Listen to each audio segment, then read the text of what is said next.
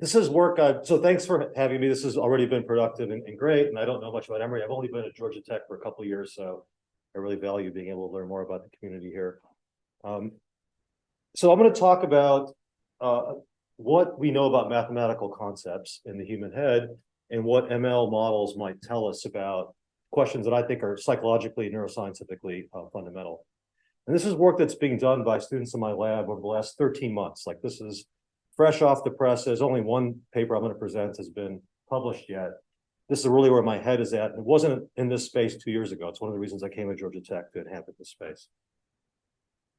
So here's the basic plan for today.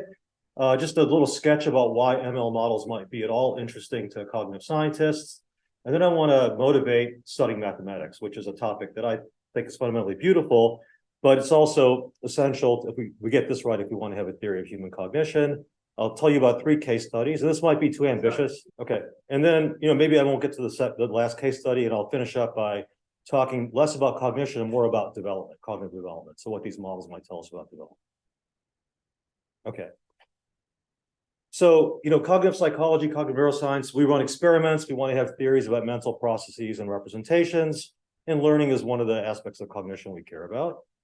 Cognitive science, which is where I was trained, really tries to take a computational lens on those questions about cognition and learning.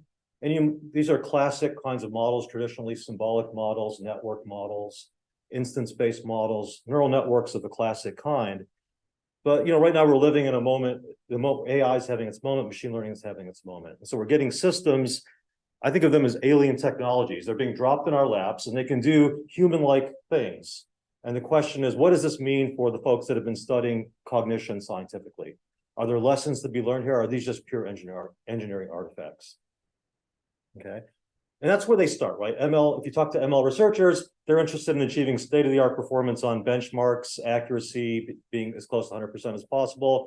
They have their own goals. And they're not necessarily the goals of cognitive scientists. Cognitive scientists want to understand, in a scientific way, human thinking and how the brain accomplishes that. And so what I want to do in this talk is discuss ways in which we can take ML models and look for traces of cognition in these models. So do they show the same processing time profiles? Can we get them can we induce or understand the representations they're using to accomplish what they accomplish and see if those correspond to what we know about human representations? And I'm not going to touch on this, but to what degree can we look at these architectures and make predictions about what's going on in the brain? And that's a question that's sort of beyond this talk.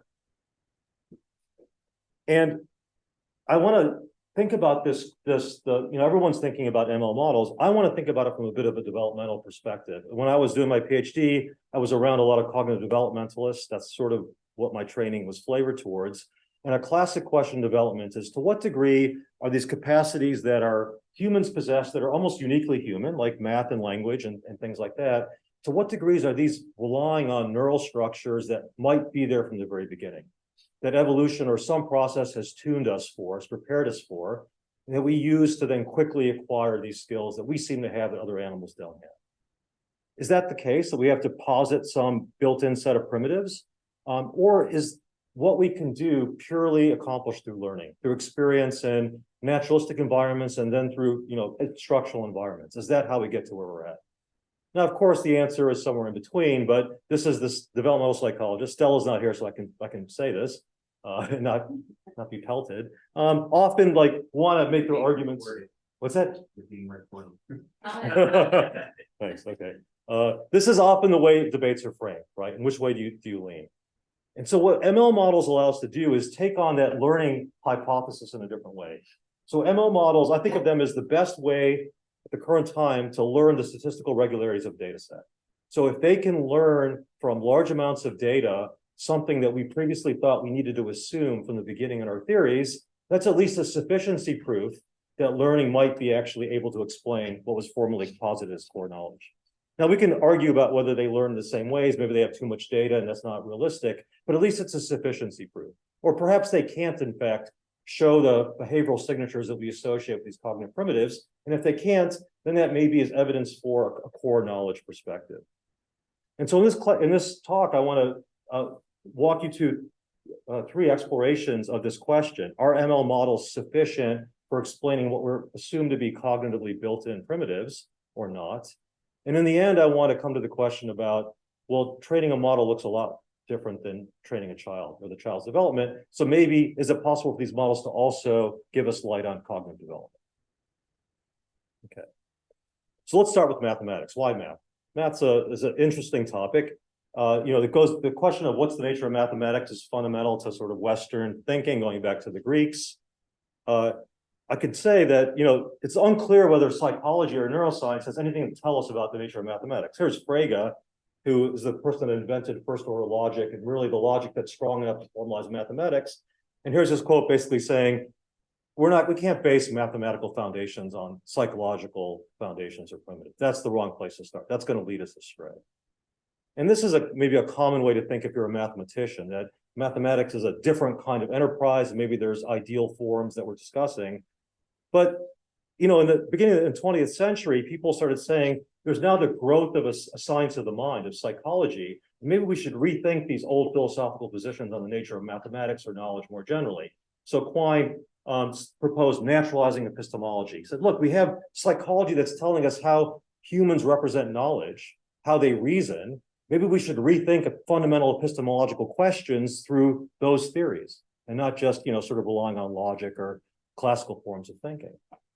And this point that we could take psychology to illuminate classic questions in philosophy or the history of intellectual thought, I think is really brought home by this quote by Warren McCulloch, who basically, there's a quote, "What is a number? That a man may know it, and a man that he may know a number." And this really shows us that math and cognitive science are two sides of the same coin.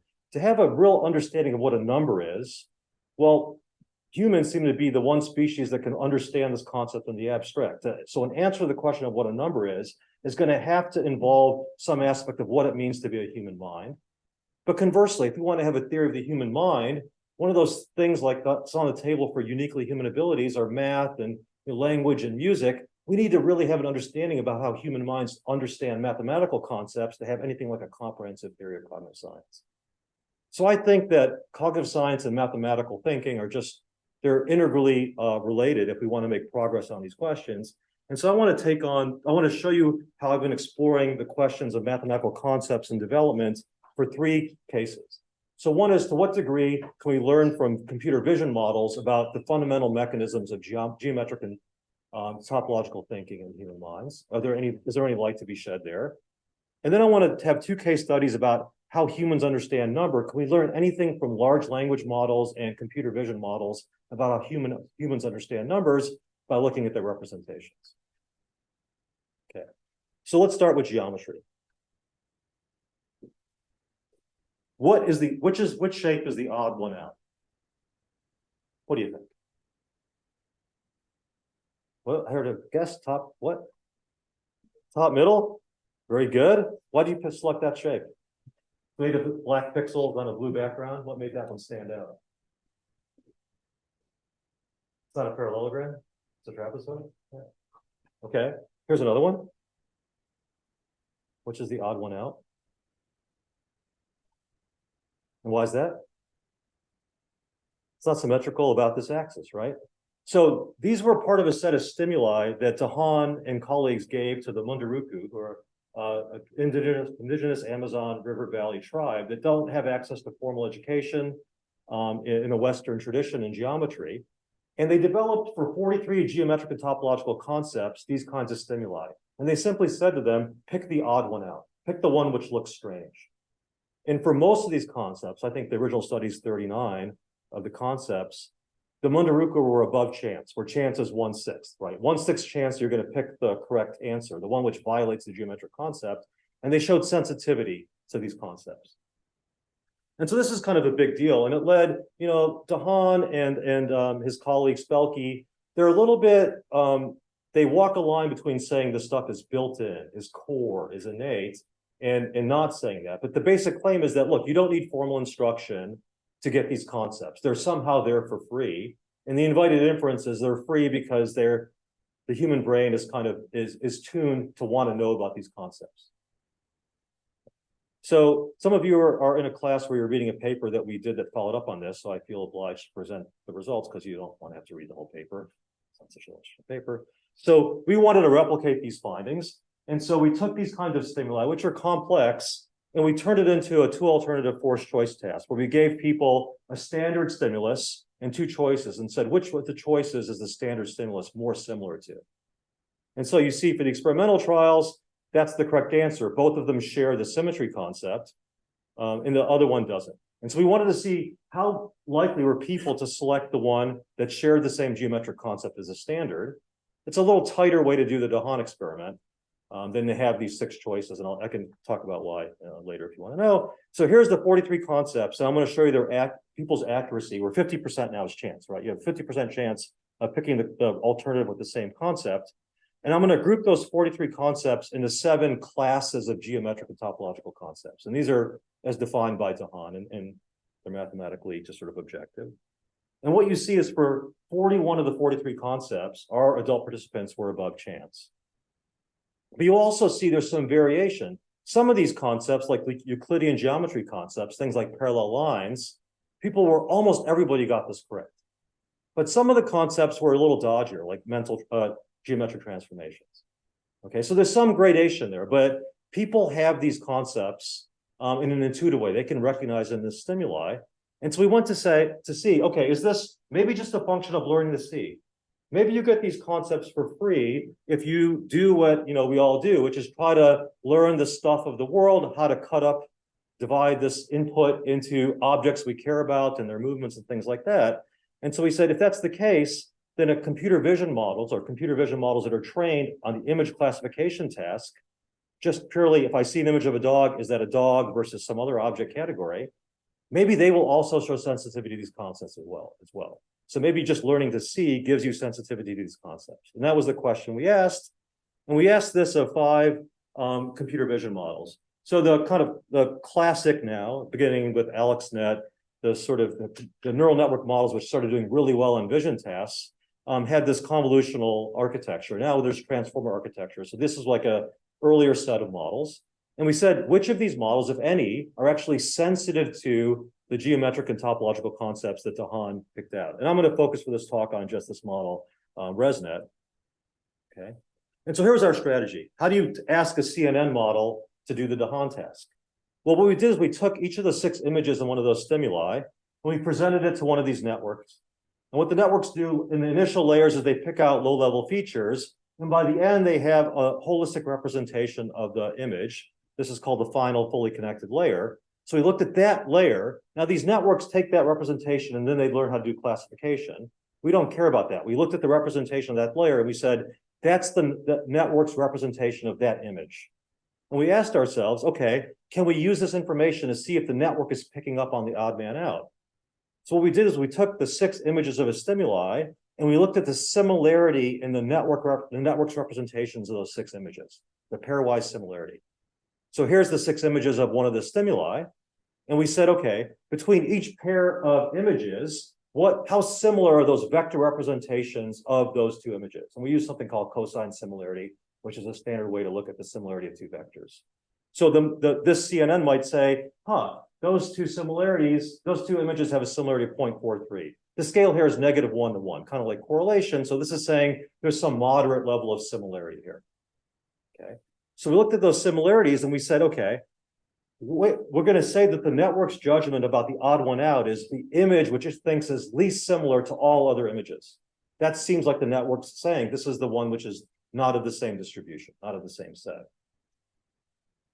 More graphically, we can kind of do an MDS if you care about that. We can talk about later. We can say, what's the representation of these things, these 6 images? Normally, these are like 4,096 element vectors. Let's reduce that down to 2 dimensions using something like multidimensional scaling. Here might be the representation of those 6 images in this low dimensional space. And you see the network clearly thinks the odd one out has a different kind of representation. But sometimes the network doesn't get it right. Here we see, the network doesn't seem to see that this odd one out is distinct in a visual sense from the other 5. So look to see to what degree the network's got this right. Put the odd one out far from the other 5 in representational space. And so here's the performance, the accuracy of these 5 CNN models on the Dahan stimuli. And so chance is 1/6, right? You have a 1/6 chance of getting it correct. That's kind of a low bar. So we see some success of the models, with ResNet performing the best at picking out the odd one out, at getting the classification right. Then we looked at that as a function of the 7 categories. Maybe it's good for some geometric and topological concepts, but not so good for others. So for example, for the Euclidean geometry concepts, it was really, really good, right? So again, things like parallel lines. And so were all the models. They were relatively good here. But there were other classes of geometric concepts that the models had not learned very well. Okay. And so why might this be the case? If we actually believe there might be something here about a theory about how you can learn geometric and topological primitives, why might there be gradations on how well the model does?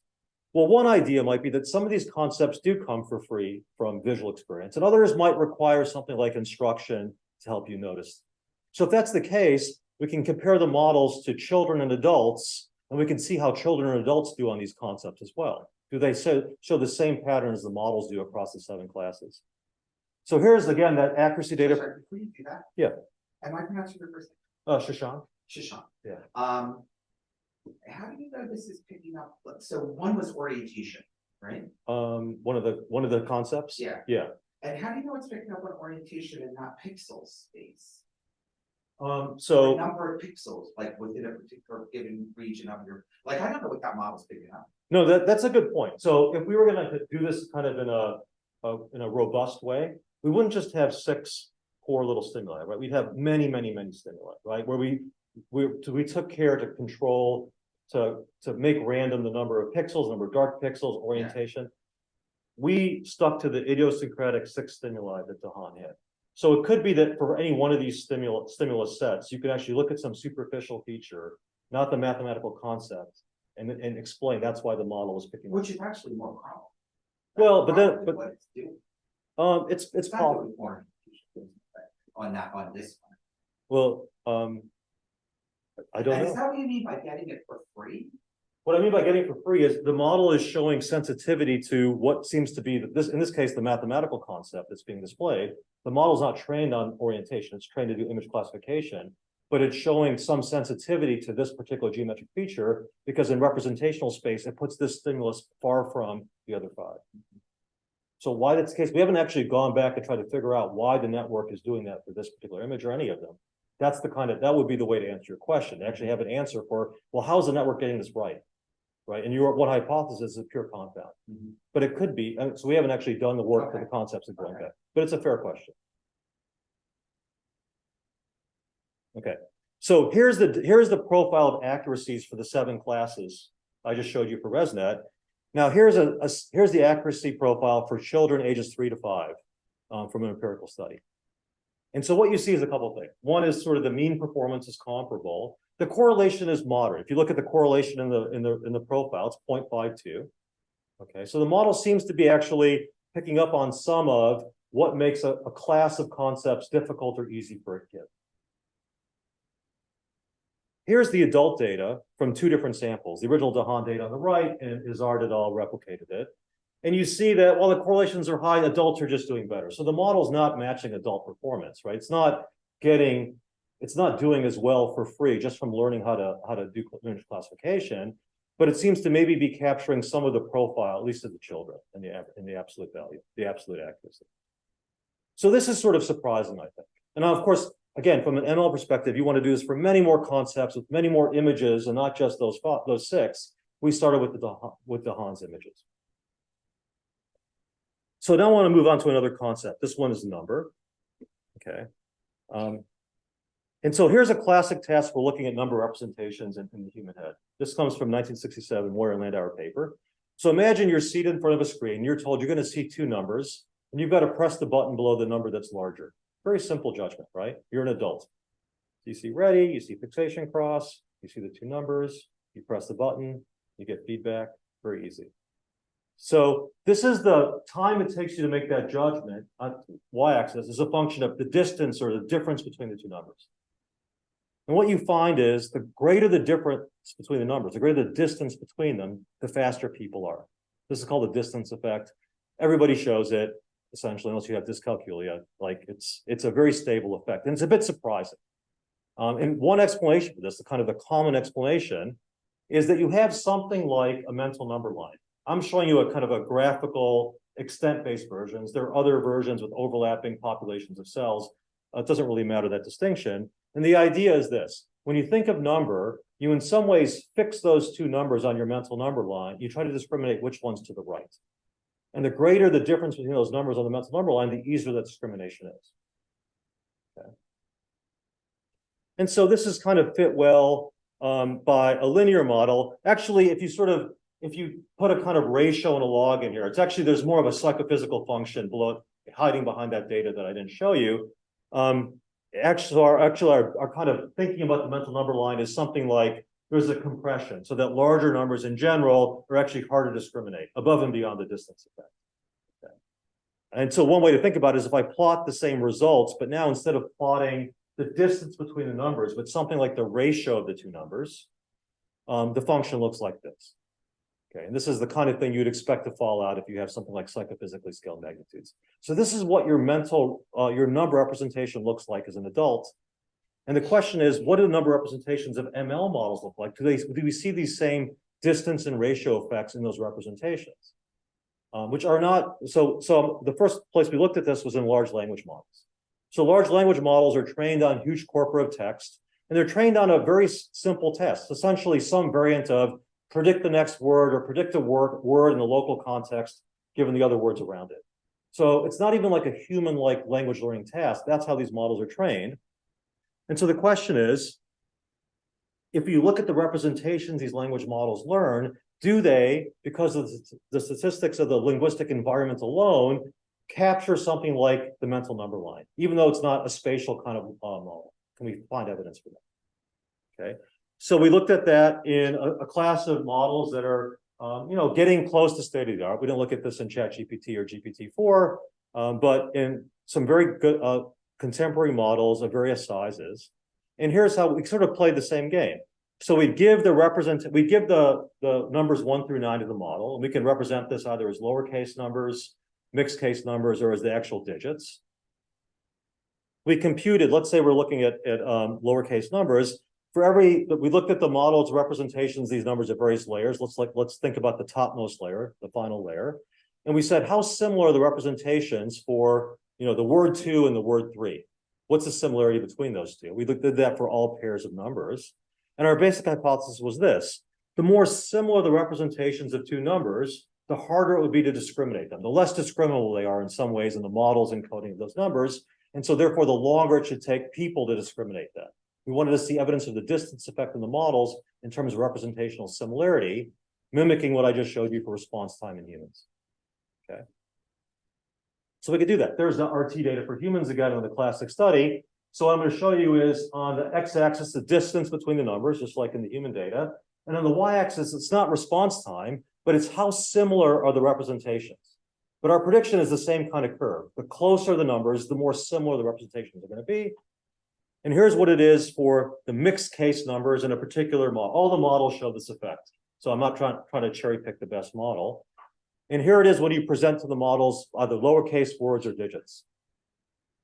There's no mental number line in these models, right? They're not trained in some kind of spatial way. They're just trained on the statistics of co-occurrence of words, essentially in windows. And yet you see the same kinds of effects that you see in humans in the RT domain. This is the distance effect. We can also plot the ratio effect. And so, again, we see the same kind of curvilinear function we see in humans. It doesn't matter the modality of the numbers. So there's a compression of those larger numbers.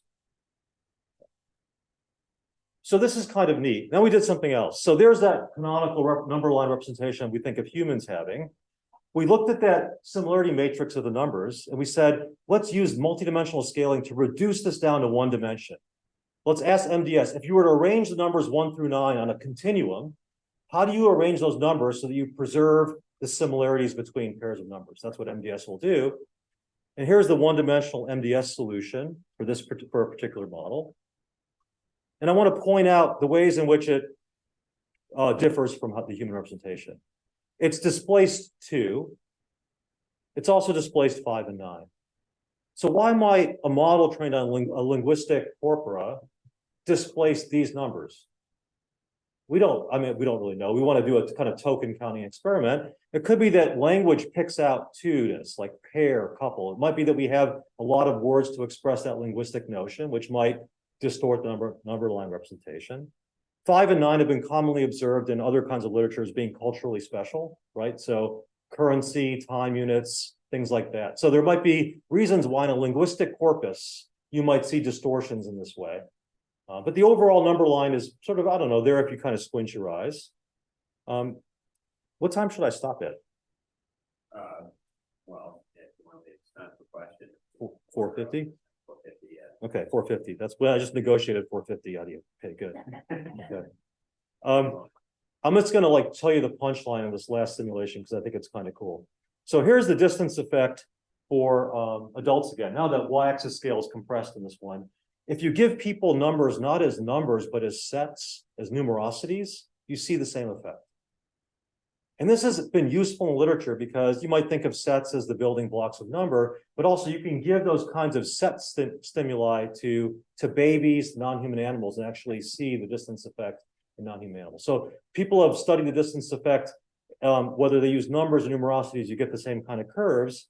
And so in another kind of simulation that I won't have time to tell you, we actually looked for the distance and ratio effects in computer vision models by giving them numerosity stimuli, not numerical, not digits and words. We actually found the same effects in these models for numerosities. And I'll just kind of get to the punchline. We gave the numerosities all kinds of ways.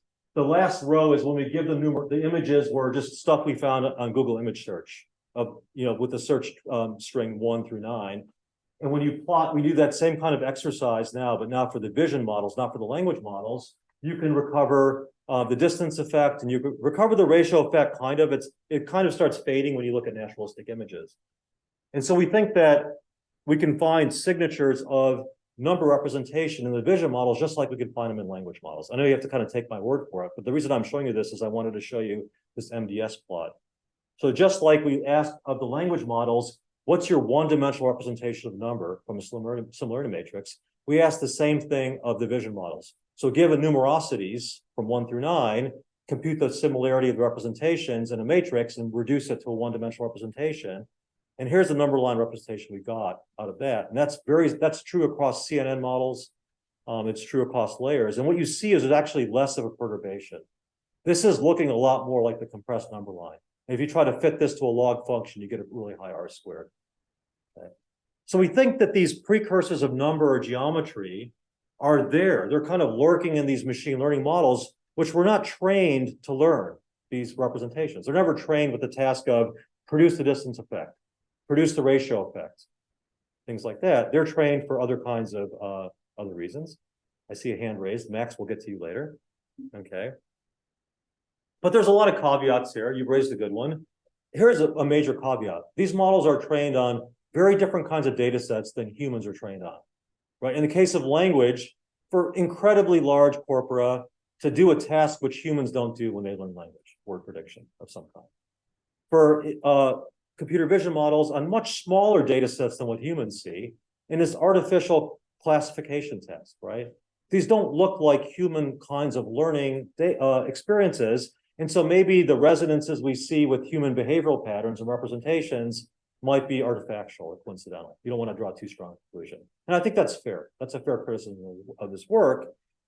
And so one way to get around this is to actually train these models, the architectures that ML folks have developed, on something that looks like the training data that humans see, right? Much smaller, but in more realistic training data. And so that's what we're up to right now. Okay. And so there's a thing called baby LM, which is a data set, a corpus of text, and it comes in two sizes, but it's intended to approximate what a kid might see through age 12 or through age 18 as far as linguistic input.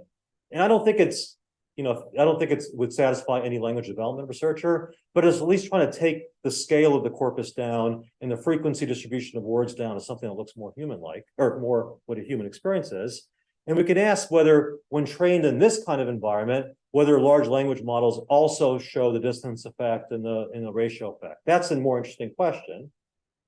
And the other question is, does their performance improvement across training track the developmental trajectory of number representations that we know from studies of kids.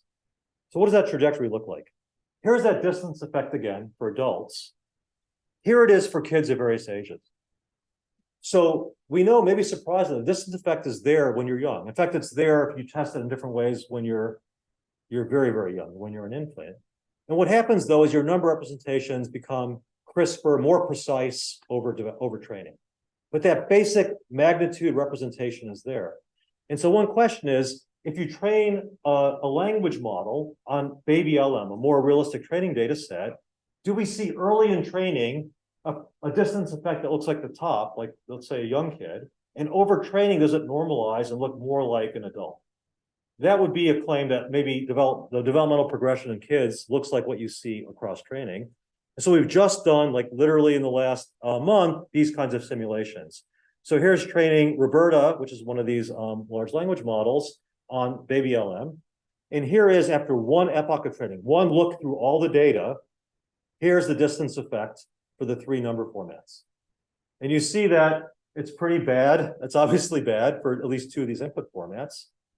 And then here's after, so it's bad. Here's after a little more training and a little more training. And you see an improvement, not just in the qualitative fit, but also the quantitative fit. And you see a kind of linearization of the distance effect across training in this developmentally appropriate. And by epoch 10, we stopped at epoch 20. But essentially you see at least the hint that we might be on the right track. We might be able to model developmental progression of number concepts by looking at training in a realistic data set of an ML model. Okay. Wait, I'm confused. Yeah. So so you're train. This is like an adult. That's right. And so I see the distance of that. Yeah. Yeah. But in young kids, the distance effect's even steeper, but I don't see that on your early training. I actually don't even see a distance effect. Yeah. So this So is, this doesn't. well, think about early training as kind of like an infant or something random like that. Like, okay.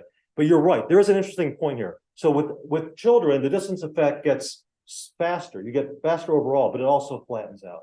Okay.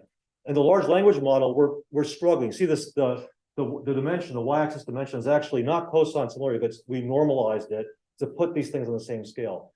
What happens in large language models is something very interesting.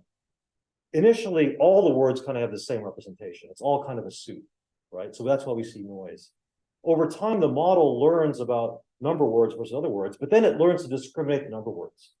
So what you see is like a fight going on in the model. Over development, it's getting better at number, but it's getting better in a different way than humans do. So what we want to do is try to predict separately people's accuracy and people's RT. We think we have a good measure here for predicting people's RT. If you look at this effect in the RT domain, in the accuracy domain, but we don't have a good metric that maps from the models to predictions of RT, which you want to get faster and flatter. Right. So this is actually something we've only discovered like in the last month. We need to rethink our linking hypothesis separately for accuracy and RT. And I'll just end with this. So once we can kind of, if we feel confident we have a model of numerical development, this actually opens up some interesting psychological questions. So once you have that, you can ask, there's a condition called developmental dyscalculia. It's sort of like the math equivalent to dyslexia or math comparison to dyslexia. And there's theories about what goes wrong or awry in children that show dyscalculia. Okay, there's a couple of theories. Stella has one theory she likes. Actually, I have another theory I like. We can actually see, are there perturbations of the model so that they start showing the developmental trajectories we see in dyscalculia? And if so, do those perturbations actually map onto theories about what we think might be the underlying mechanism? And if we can get actually a model of developmental dyscalculia, then we can actually think about interventions for dyscalculia and test using those models as test beds for those interventions. Which interventions improve our model of developmental dyscalculia and which ones don't? And so this is kind of pointing the way far into the future. If we can model development, we can model the ways in which development goes awry and then attempts to kind of remediate that. And that's where we're kind of going over the next few years. Okay, I'm going to stop here and just end with a plug, but we'll talk about this later. But thank you very much for your questions and attention.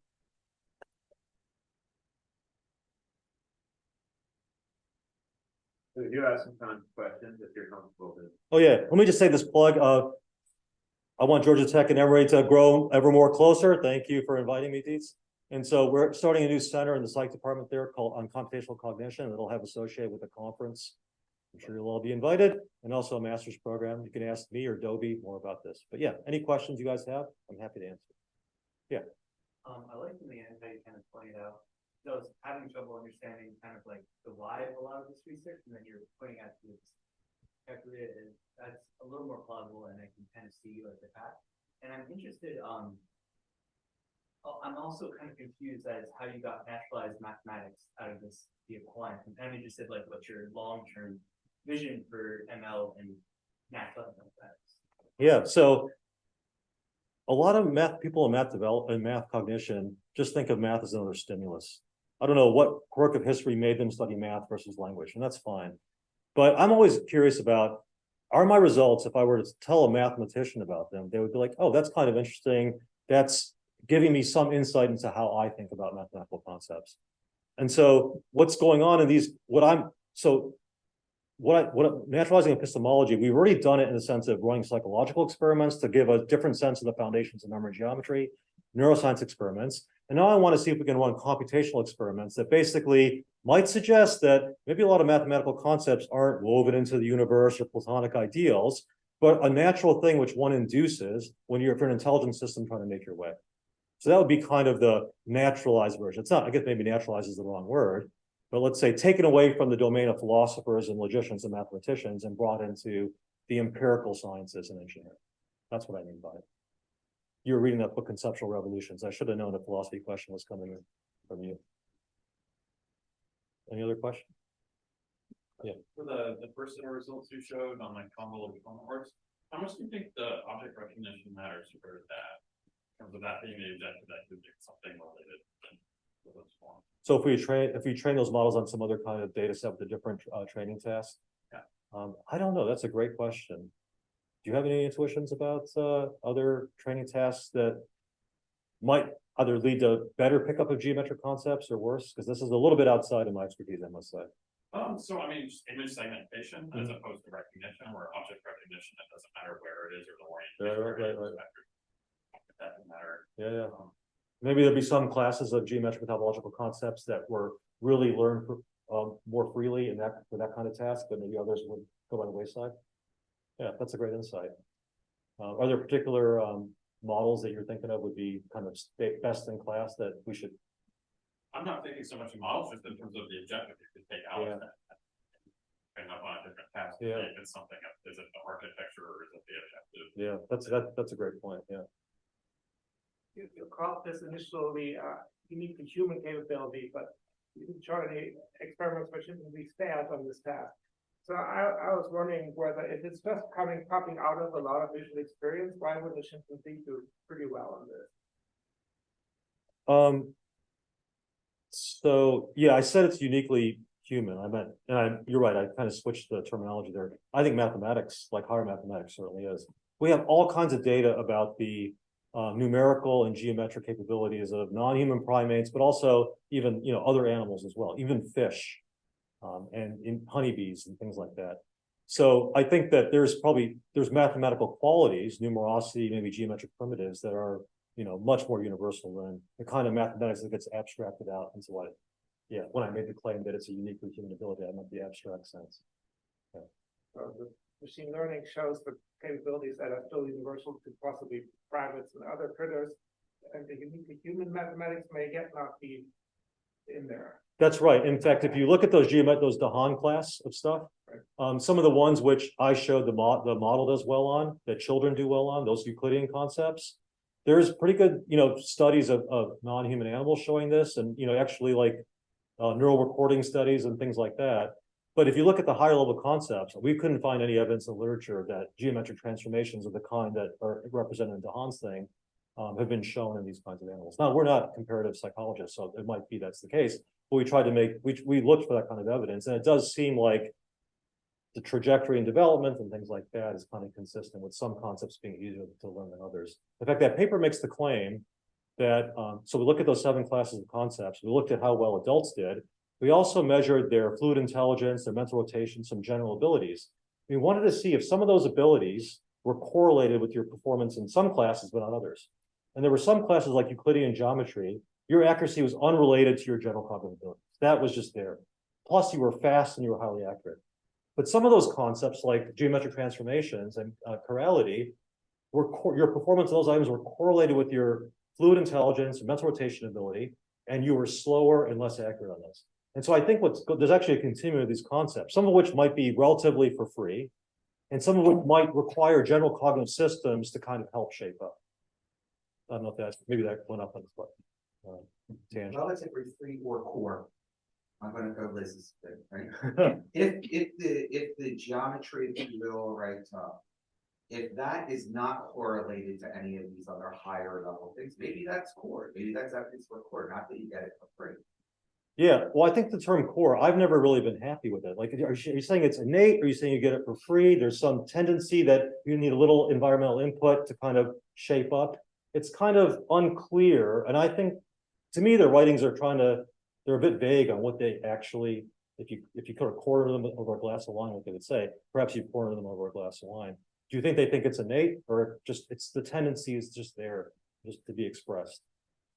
I know what Liz says. It's an 8. Yeah, right. So there's no.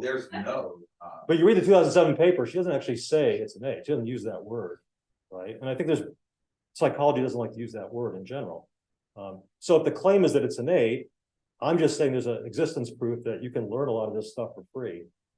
Maybe it's still innate. You have to rule out that it's not low level vision, it's not object. You have to show that it's geometry. You really want to say that it's not core. And you're trying to claim that it's not core. You can't claim that it's not core. What's the distinction you said? I'm sorry. The thing that I was talking about, right, in your CNNs. You have to show that Right, confounds, that no superficial idea confounds. why it's picking up that one is the odd man out, right? Or the odd one out. It could be a geometry, but it could equally be 1,000 other things, or even 3, right? That you've got to rule out before you say that it's got geometry for free. Yes, there's confounds in the small set stimuli. I granted that. But your claim is pretty hard, right? When you say that these are not core, they're coming for free. No, I said it's an existence proof. I didn't say they're not. First of all, I didn't say they're not core. I said it's an existence proof that you can learn these. You get these for free when a system is trying to learn how to see on these stimuli, which Spelke has used, as has Izard and Dahan. Right. So no, so they have not done studies with their stimuli that have tried to show there's all kinds of other confounds that they've been controlling for. I think they will have a lot of confounds, which you not. I disagree. Right. Well, we got the second and in. Yeah. So I'll just confess that I'm an English professor, so I'm gonna ask that English question, language thing. I was so interested when you started to think about and theorize like the ML models that are trained on language predictability with numbers, which is just super telling. But when you show the line with the number, like the number line and the numbers were like jacked up a little bit, and you were talking about that 2, 5, and 9 are sort of like culturally significant and circulate in these linguistic ways that other numerical representations don't circulate in the same way. Yeah. Could you just say more, please? Yeah. This is speculative, right? So from a linguistic perspective, certainly you could argue that things like determiners and articles pick out oneness, right? I just sort of waved my hands that 2-ness might be special, but I don't have any evidence for that. But there are all kinds of studies from, like, if you look at how number systems vary across cultures, that 5 gets picked out. So there's like this, depending on what base you pick, half of that base will often get picked out, and then it gets reflected in currency in the way those cultures name stuff, right? And so there's the reason to believe why 5 might linguistically get picked out to do cultural work, right? 9, I mean, we sort of know how pricing works and things like that, but I'm just speculating here. So what we should really do is do a token counting study. Look at this corpus and see, is there something different in the distribution of these numbers, which then in the representation wind up being perturbed?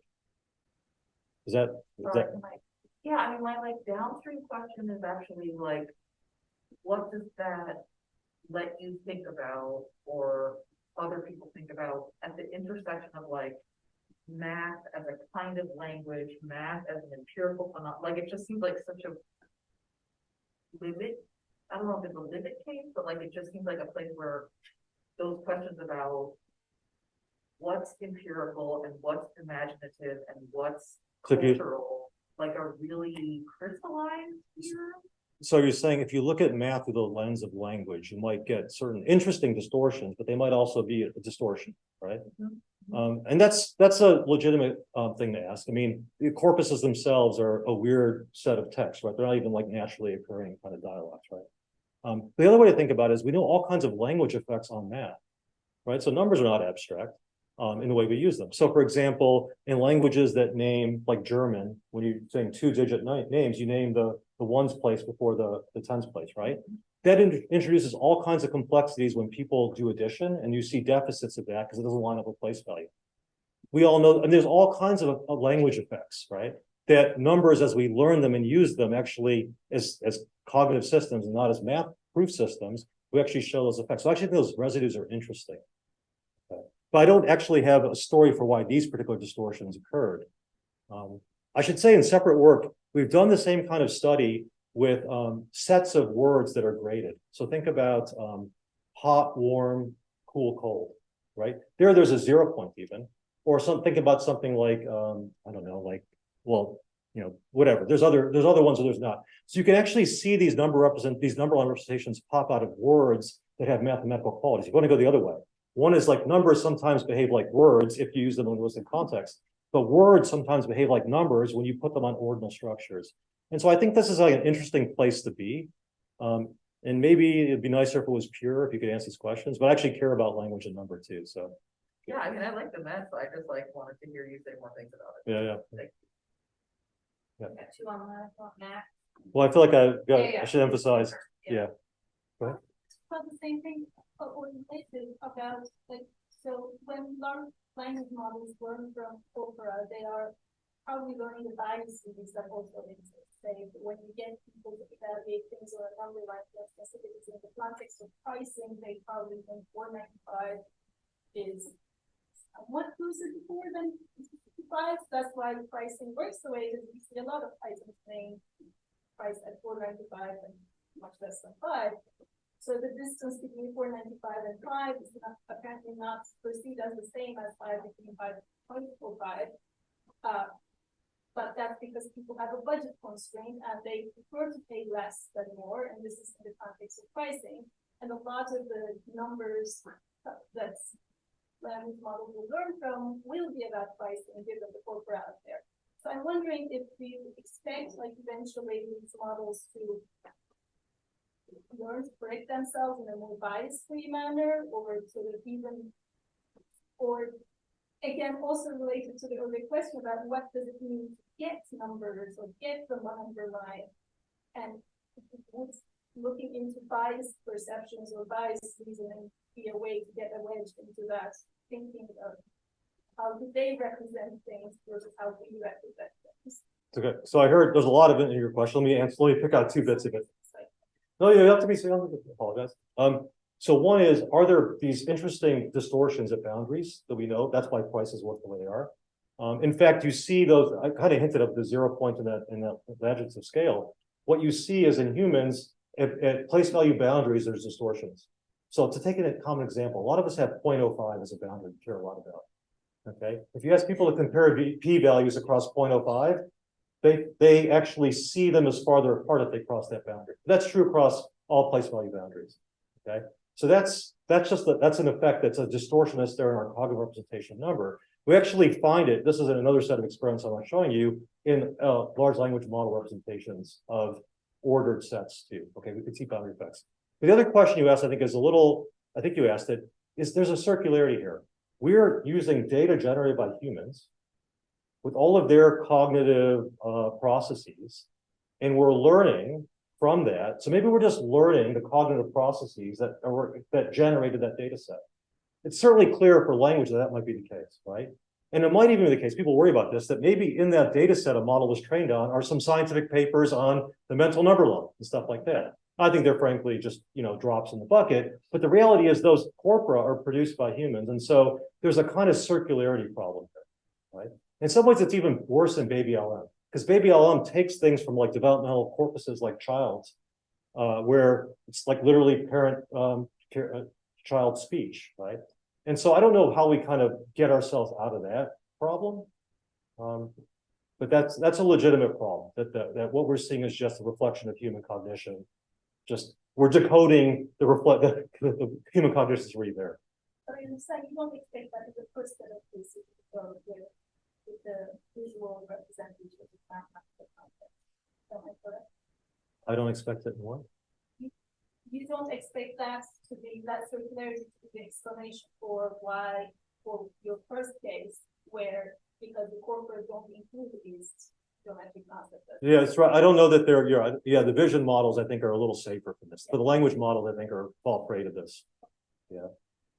In the meantime, there's one thing we were talking earlier about the human uniqueness and numerosity. Obviously, is not a human unique thing, but there gets to be a certain point of increasing numerosity where you basically need some counting. You know, Right. in order to make, and you were making the distinction between reaction time, but also accuracy. And so I wonder, you know, that work does speak to human uniqueness. You focus on accuracy and you go to high numerosities. I don't know if pigeons are very good at differentiating 9 from 8, but they just get to be a certain point. Yeah. Well, so there's this thing, there's a task called enumeration. I show you a set of dots and I say how many there are. And there seems to be 2 processes. This is the common claim. I'm just telling you the common claim. That there's something like a subitizing parallel process. You could look at a small set, 1, 2, or 3 items and say, that's 1, 2, or 3, or 4.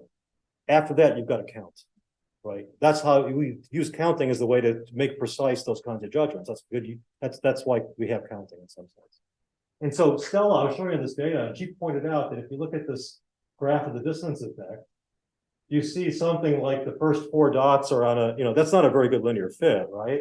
And she said, look, I think you might see in some ways an echo of some kind of special case for small numbers. It's not quite what's going on here, but I think there's I'd like to take on the question about how you actually look at these 2 processes, even when something as simple as numerosity, if we could see echoes of it in these models. And we talked a little about Stella and I about how you would actually ask of these models, how do you do the enumeration tests? Because again, the output in that is how many objects am I seeing? That's not a natural question to ask of these models at the front end.